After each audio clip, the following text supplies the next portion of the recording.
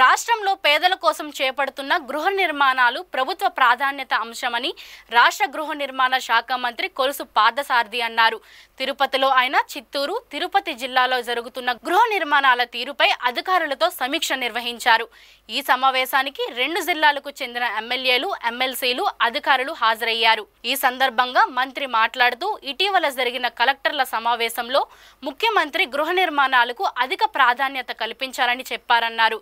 క్షేత్రస్థాయిలో ఏవైనా సమస్యలు ఎదురైతే కలెక్టర్లు త్వరితగతిన పరిష్కారాలు చూపాలని ఆదేశించారని మంత్రి పేర్కొన్నారు. ఈనాటి ప్రభుత్వం యొక్క అత్యంత ప్రాధాన్యత కలిగిన ప్రోగ్రామ్గా తీసుకోబడింది. కలెక్టర్స్ మీట్లో కూడా ముఖ్యమంత్రి గారు చాలా స్పష్టంగా చెప్పడం జరిగింది. ఈ ప్రోగ్రామ్ని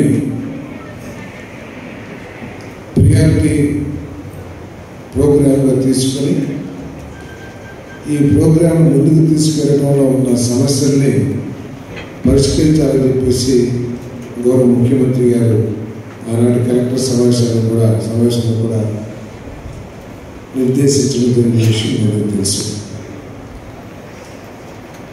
అది ప్రభుత్వం ప్రతి 100 రోజులకి ఒక టార్గెట్ నిర్ణయించుకొని ఆ హౌజెస్ని నిర్మించాలనే లక్ష్యంతో ముందుకెళ్తా ఉన్నాం.